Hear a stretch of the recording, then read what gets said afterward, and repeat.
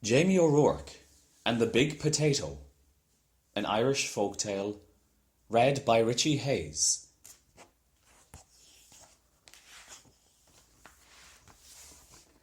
Jamie O'Rourke was the laziest man in all of Ireland. He would do anything to avoid working, especially if it had to do with growing potatoes. "Jamie O'Rourke," his wife Eileen would say, "we'll have nothing to eat this winter if you don't go out and dig up the protties." "All the saints preserve us," Jamie would whine. "Me back's as sore as can be. Sure as I'm telling you, wife, you'll have to dig them up yourself. I'll break in two if I so much as get out of this bed." So Eileen, who had done all the planting and watering and weeding anyhow, would go out to the tiny garden and dig up the smallest potatoes in Ireland, all because Jamie was too lazy to dig a larger garden and had no money to buy good potato seed. Then poor Eileen wrenched her back and was laid up in bed. St. Bridget and the Virgin Mary herself must have smiled on Eileen O'Rourke, the village women said. Why, it's the first rest she's had since she married Jamie O'Rourke. With Eileen in bed, Jamie began to worry. No Eileen to dig meant no protties all winter, and no protties meant no food.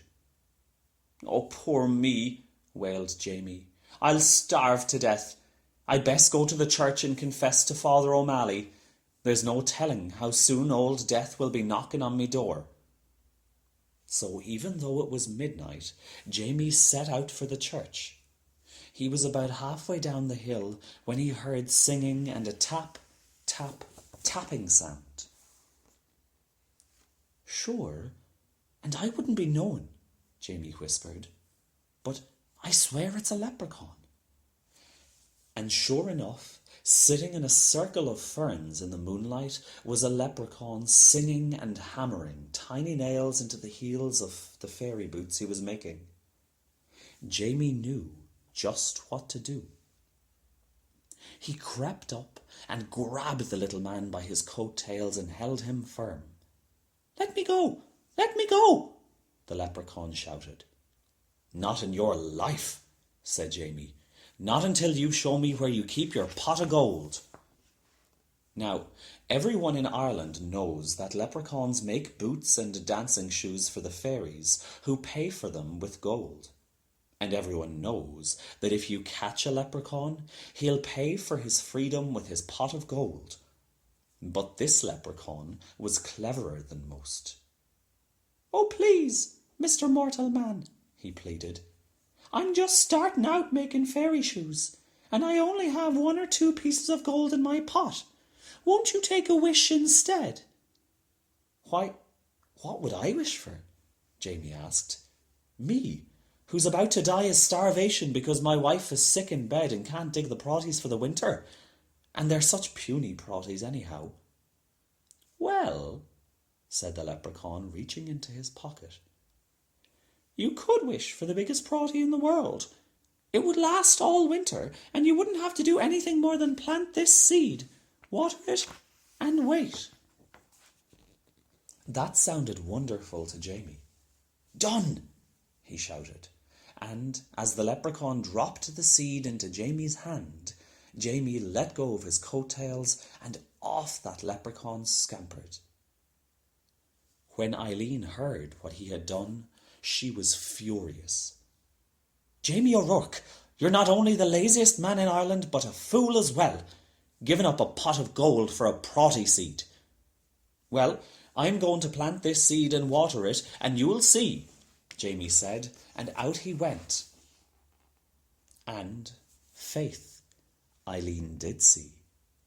In no time at all, the biggest, finest potato plant had sprouted out of the ground, followed by the potato itself. It was so big, it pushed up not only all the dirt in the garden, but the garden shed and the corner of the cottage as well. "Well, surely now it's ready to dig," Jamie said proudly.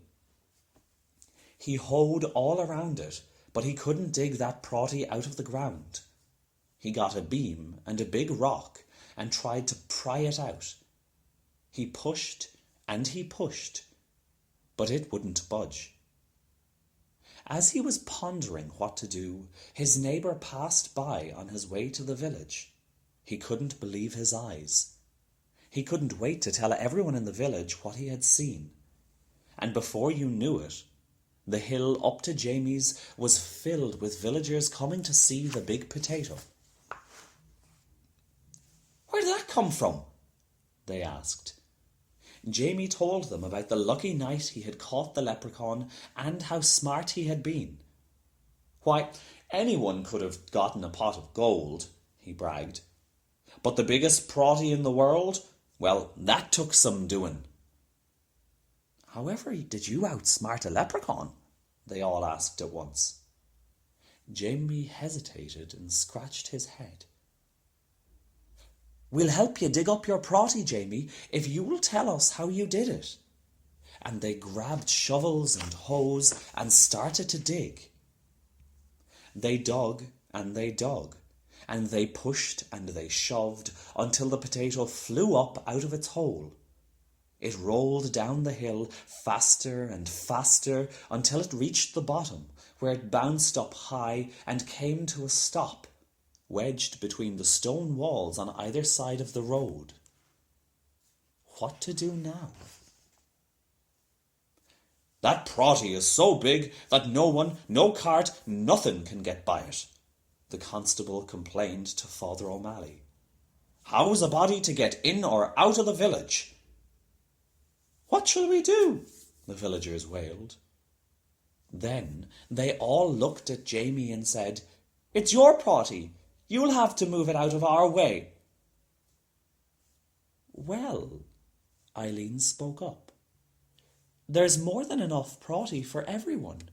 Why don't you all take some?" So the villagers sawed and chopped and carted off huge pieces of potato, while Jamie sat on the stone wall and watched. All winter long, everyone had potato to eat and eat and eat until no one wanted to see or hear of potato again. In the spring, Jamie said, "I've saved a potato, for a seed, and it's just about time to plant it." "Oh no!" the villagers all cried. "If you promise not to plant it, Jamie, we'll promise before St. Patrick and all the saints to see that you and Eileen always have plenty to cook and eat.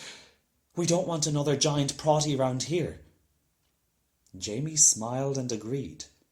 What a perfect life for a lazy man. "And so you see, darling Eileen," Jamie told her, "I wasn't such a fool with that leprechaun after all." And Eileen had to admit that Jamie O'Rourke was right.